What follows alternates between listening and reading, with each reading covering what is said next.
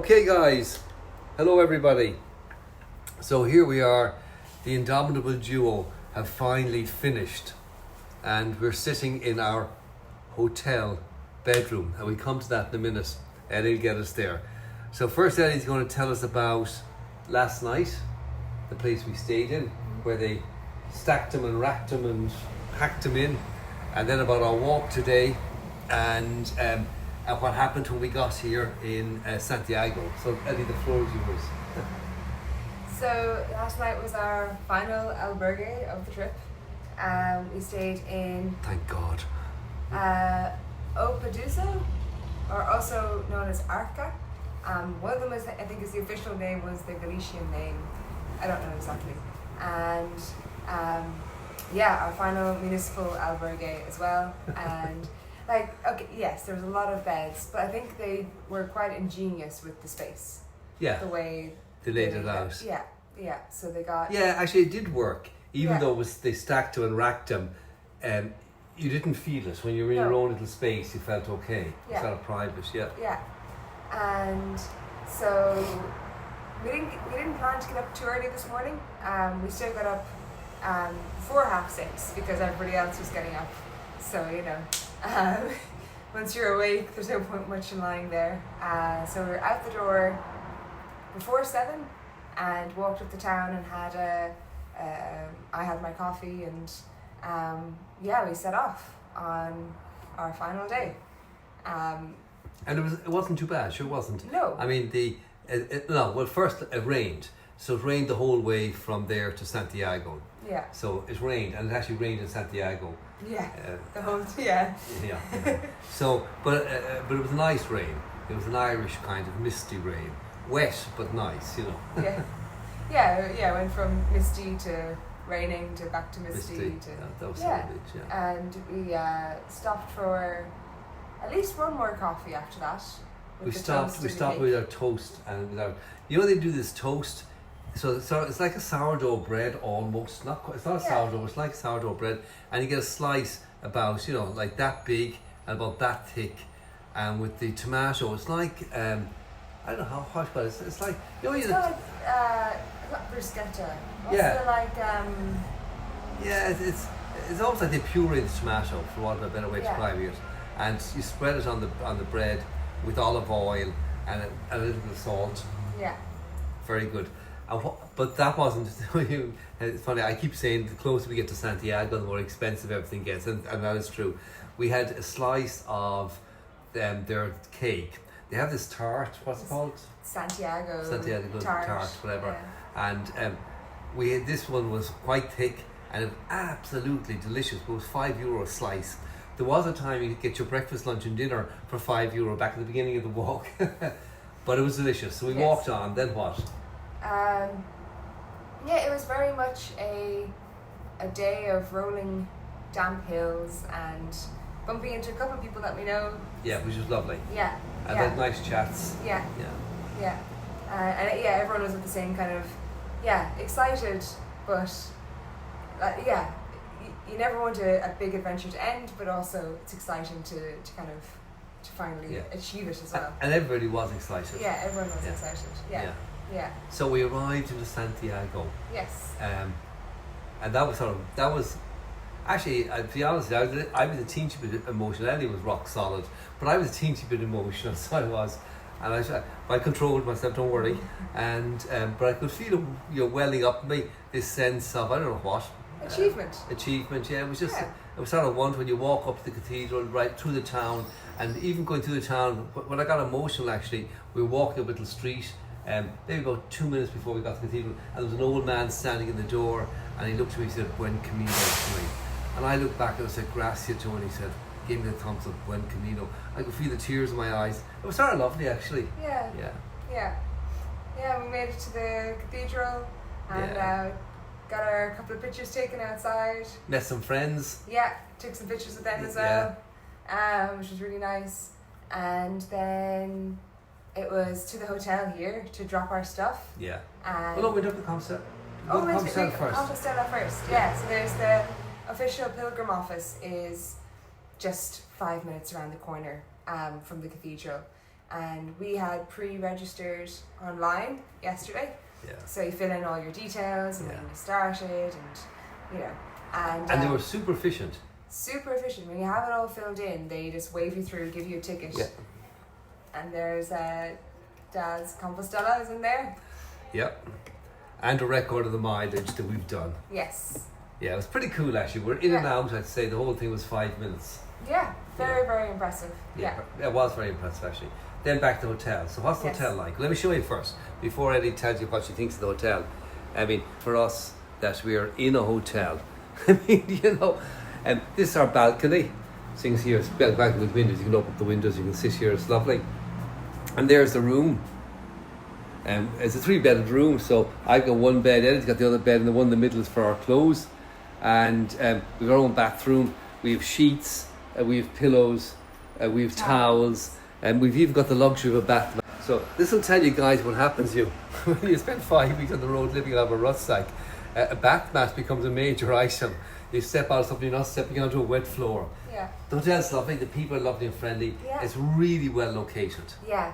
I mean, that is the key thing that you. Yeah, that's what I was really looking for when we booked it. It's like it's just like 2 minutes from anywhere. Yeah. Or 5 minutes from anywhere, around the cathedral, around the old town, and whatever. So we came back, checked in. Yeah. And well, we didn't check in. We changed. We dropped our gear and changed. Yeah, they took our details and did all the checking in apart from giving us the key. Yeah. So we were still quite early. Yeah. And we went uptown, walked around the old town. Yeah. And had lunch. Yes. And actually, we had a really nice lunch. A sort of strange lunch. We went into this restaurant, and obviously they have their menu in Spanish, and but then they translated into English. But they didn't translate into English the way you get a menu where it says starters, main course, desserts, or whatever.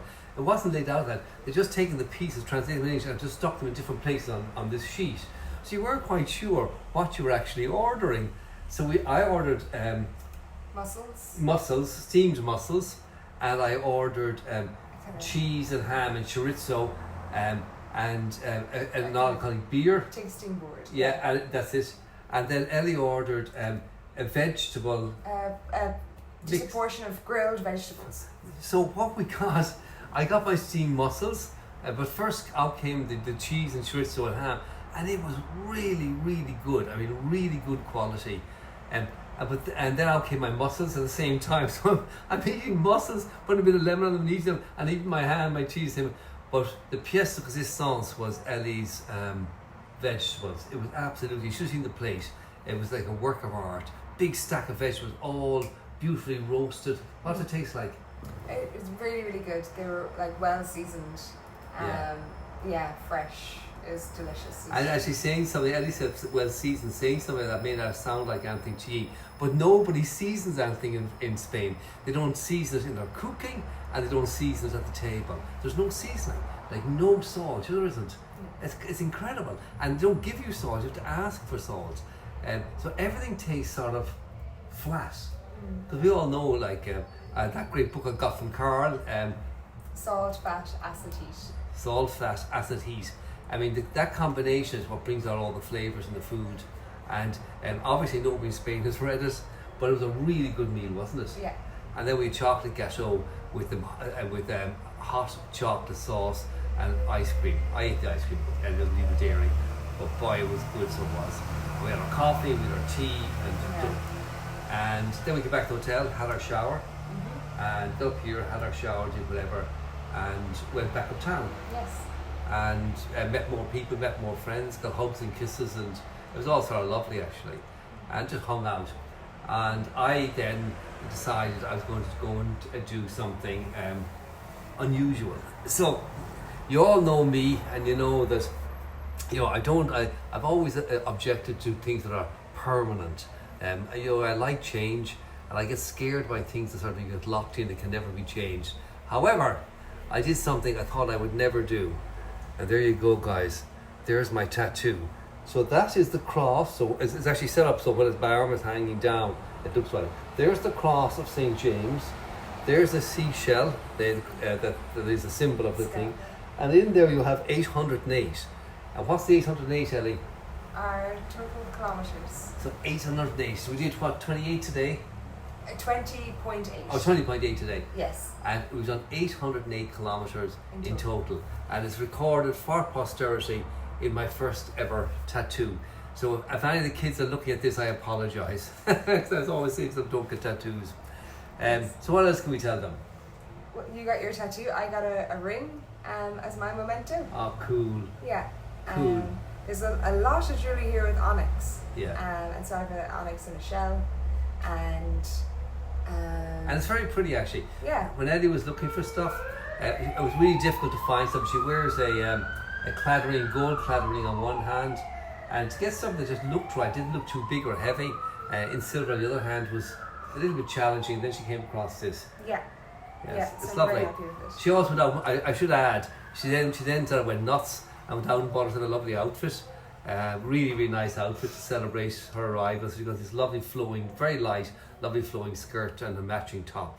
She looks very, very good. What else can we tell them, Ellie? You did the laundry. I did the laundry. I lay down on the bed and I haven't sort of moved from there since. Yes. So now at least we'll be smelling half decent for the rest of the Yeah, weekend. yeah, because it's funny. You can wash stuff away in the wash and basin or whatever. It's just not the same. And then you're wearing stuff like the 2 fleeces I have. I wear them during the day walking, and then I wear them as my clothes in the evening. And so they were really beginning to, So all the laundry's done. We got a lovely room. We got a great location. Yeah. We're both well rested. Yeah. We're invited out to dinner. There's a group of people, a WhatsApp group set up, and a group of people getting together for dinner tomorrow evening. And I've said that both Ellie and I will go because it's a lovely vegetarian restaurant as well. Ellie may or may not go because she has a bundle of invitations from younger people, on the group. So she may decide to go out with them. We don't really know yet. Our plan for tomorrow is to do nothing. No. Yeah. That's sort of our plan. Our plan is to do nothing.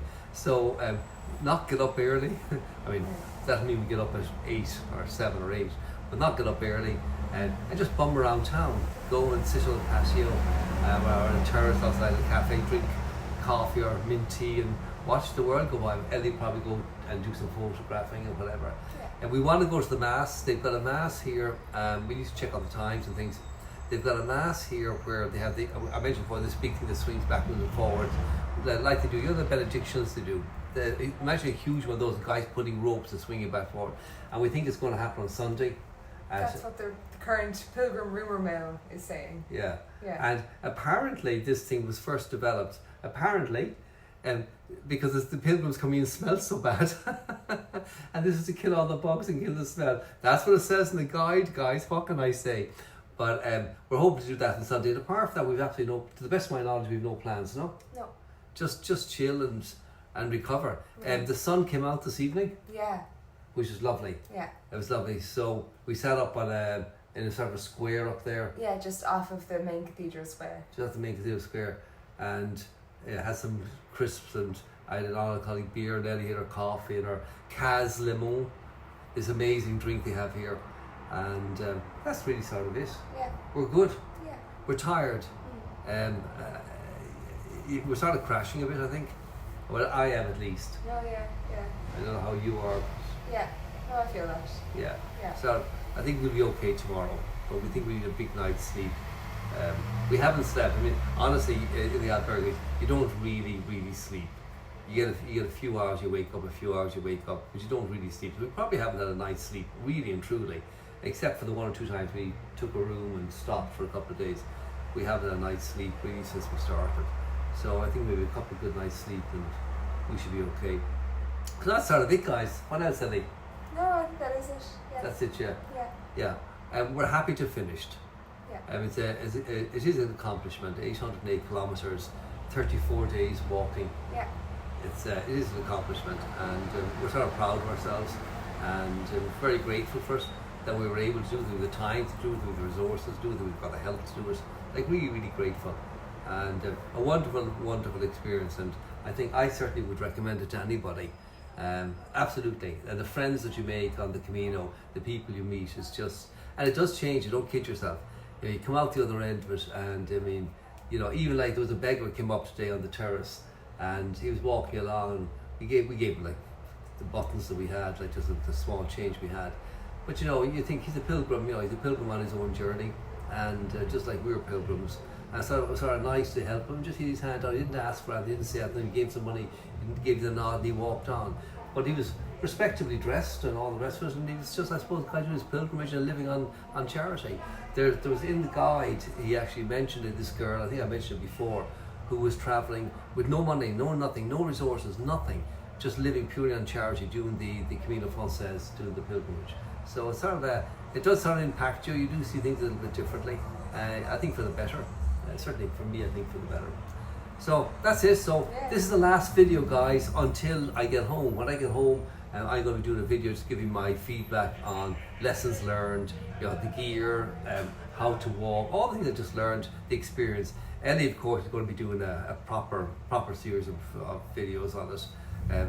But these chat videos are meant for like my kids, my friends, or whatever, my siblings that are looking at it, that are interested. But Ellie will do proper videos where she actually shows you the places we went and the things we did. So that'll come out in the fullest of time. So that's it, guys. Talk to you again in a week's time, I suppose, when I do my last video. Take care, everybody. Thanks for watching. Bye, everyone.